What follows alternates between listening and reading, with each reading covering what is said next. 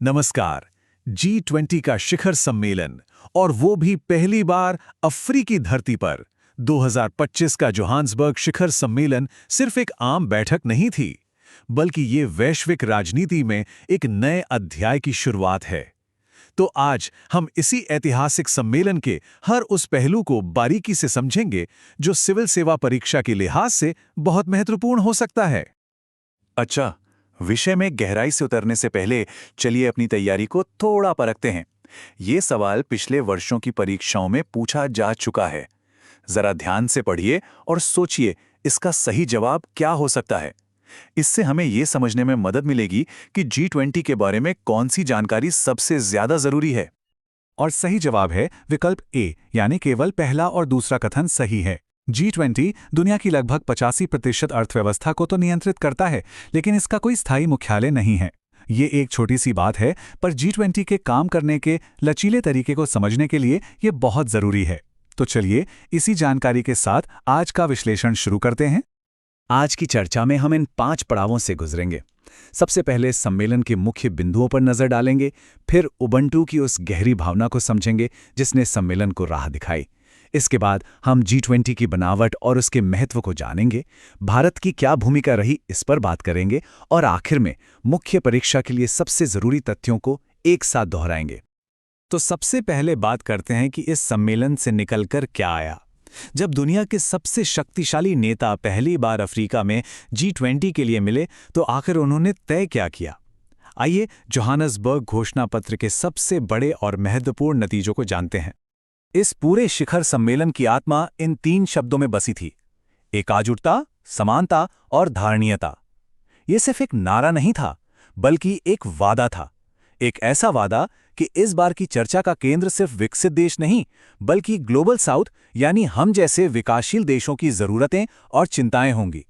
अब जरा इस आंकड़े पर गौर कीजिए, 1.8 ट्रिलियन अमेरिकी डॉलर। ये अफ्रीकी देशों पर कर्ज का भारी बोझ है, जो उनके विकास में एक बहुत बड़ी रुकावट है। इस सम्मेलन में इस मुद्दे पर बहुत गंभीरता से बात हुई और कॉस्ट ऑफ कैपिटल कमीशन जैसे सुधारों का प्रस्ताव रखा गया। इसका सीधा सा मकसद है विकासशील देशों के लिए कर्ज को सस्ता और आसान बनाना। इस सम्मेलन से निकली एक और बहुत बड़ी पहल है मिशन 300। इसका लक्ष्य एकदम साफ है: साल 2030 तक उप सहारा अफ्रीका के 30 करोड़ लोगों तक बिजली पहुंचाना। सोचिए, ये सिर्फ बल्ब जलाने की बात नहीं है, ये विकास, शिक्षा और अनगिनत अवसरों को रोशन करने का एक बहुत बड़ा मिशन है। एक और महत्वपूर्ण लक्ष्य है नेल्सन मंडेला लक्ष्य। इसके तहत 2030 तक युवाओं में नीट दर को 5% तक लाने का संकल्प लिया गया है। अब ये नीट क्या है? इसका मतलब है नॉट एन एम्प्लॉयमेंट, एजुकेशन और ट्रेनिंग। मतलब वो युवा जो न तो कोई नौकरी कर रहे हैं, न पढ़ाई और न ही कोई ट्रेनिंग ले रहे हैं। तो ये लक्ष्य सीधे सीधे युवाओं के भविष्य को सुरक्षित करने से जुड़ा है। इन बड़े लक्ष्यों के अलावा भी घोषणा पत्र में कई अहम मुद्दों पर सहमति बनी, जैसे संयुक्त राष्ट्र सुरक्षा परिषद में सुधार की मांग को फिर से दोहराया गया ताकि ये आज की दुनिया की सच्चाई को बेहतर तरीके से दर्शाए। आतंकवाद की हर रूप में कड़ी निंदा की गई। जलवायु परिवर्तन से निपटने के लिए और तेजी से काम करने का संकल्प लिया गया और महिला सशक्तिकरण पर भी जोर दिया गया। साथ ही क्रिटिकल मिनरल्स, जो भविष्य की टेक्नोलॉजी के लिए बेहद जरूरी हैं, उनके लिए भी एक फ्रेमवर्क बनाने पर सब सहमत हुए। चलिए अब अगले हिस्से पर चलते हैं और उस मूल भावना को समझते हैं जिसने इस पूरे सम्मेलन को एक दार्शनिक आधार दिया। ये है उबुंटू का सिद्धांत। ये सिर्फ एक अफ्रीकी शब्द नहीं है, बल्कि एक पूरा का पूरा दर्शन है। तो ये उबुंटू आखिर है क्या? देखिए, ये एक बहुत ही खूबसूरत अफ्रीकी दर्शन है जिसका सार इस एक वाक्य में छिपा है: मैं हूं क्योंकि हम हैं। ये इस विचार पर जोर देता है कि किसी भी व्यक्ति की पहचान और भलाई उसके समुदाय से जुड़ी हुई है। मतलब हम सब एक दूसरे से जुड़े हैं और हमारी जिम्मेदारी सामूहिक है। और अगर आपको इस दर्शन का सबसे शक्तिशाली उदाहरण देखना है, तो वो नेल्सन मंडेला ने दुनिया के सामने रखा। जब दक्षिण अफ्रीका रंगभेद से आज़ाद हुआ, तो उन्होंने बदले की भावना को छोड़कर उबुंटू के सिद्धांतों को अपनाया। उन्होंने मेल मिलाप, क्षमा और राष्ट्रीय एकता के जरिए एक टूटे हुए देश को फिर से एक साथ जोड़ा। और यह दर्शन सिर्फ अफ्रीका तक ही सीमित नहीं है। आज की दुनिया की बड़ी बड़ी चुनौतियों को देखिए, चाहे वो जलवायु परिवर्तन हो या फिर आर्थिक असमानता या आतंकवाद जैसी समस्या, इन सबका समाधान कहीं ना कहीं उबुंटू के हम वाले भाव में ही छिपा है। जब हम मानेंगे कि हम सब एक हैं, तभी हम इन समस्याओं से मिलकर लड़ पाएंगे। अब जब हमने सम्मेलन की आत्मा को समझ लिया है, तो चलिए अब G20 समूह की मशीनरी को देखते हैं। मतलब ये कैसे बना, ये इतना शक्तिशाली क्यों है और ये काम कैसे करता है। परीक्षा के नजरिए से इसकी बनावट को समझना बहुत जरूरी है। G20 का सफर भी बड़ा दिलचस्प रहा है। इसकी शुरुआत हुई 1997-98 के एशियाई वित्तीय संकट के बाद। तब ये सिर्फ वित्त मंत्रियों और केंद्रीय बैंक के गवर्नरों का एक समूह था। लेकिन 2008 में जब पूरी दुनिया में वित्तीय संकट आया तो इसकी भूमिका एकदम से बदल गई। इसे राष्ट्र प्रमुखों के स्तर तक बढ़ा दिया गया और 2009 से इसके सालाना शिखर सम्मेलन हो रहे हैं। आज ये अंतर्राष्ट्रीय आर्थिक सहयोग का सबसे बड़ा मंच है। ये स्लाइड G20 की असली ताकत को दिखाती है। आप जरा सोच कर देखिए, एक ऐसा समूह जो दुनिया की 85% अर्थव्यवस्था, 75% व्यापार और 2/3 आबादी का प्रतिनिधित्व करता हो। जाहिर है, जब इस समूह के नेता कोई फैसला लेते हैं तो उसका असर दुनिया के हर कोने पर पड़ता है। अब एक सवाल उठता है कि G20 का काम लगातार कैसे चलता रहता है जबकि इसका कोई मुख्यालय नहीं है। तो इसके लिए एक बहुत ही अनोखा सिस्टम है जिसे कहते हैं ट्रोइका। इसमें 3 देश होते हैं, जिसने पिछली अध्यक्षता की, जो वर्तमान में कर रहा है और जो अगली अध्यक्षता करेगा। 2025 के लिए ये ट्रोइका ब्राजील, दक्षिण अफ्रीका और संयुक्त राज्य अमेरिका से मिलकर बना है। इससे एजेंडे में निरंतरता बनी रहती है।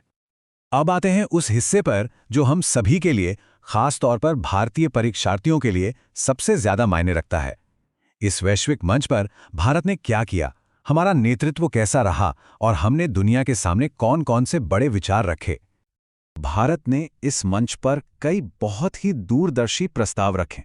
सुरक्षा के मोर्चे पर हमने ड्रग्स की तस्करी और आतंकवाद को मिलने वाले पैसे को रोकने के लिए एक मजबूत तंत्र की वकालत की।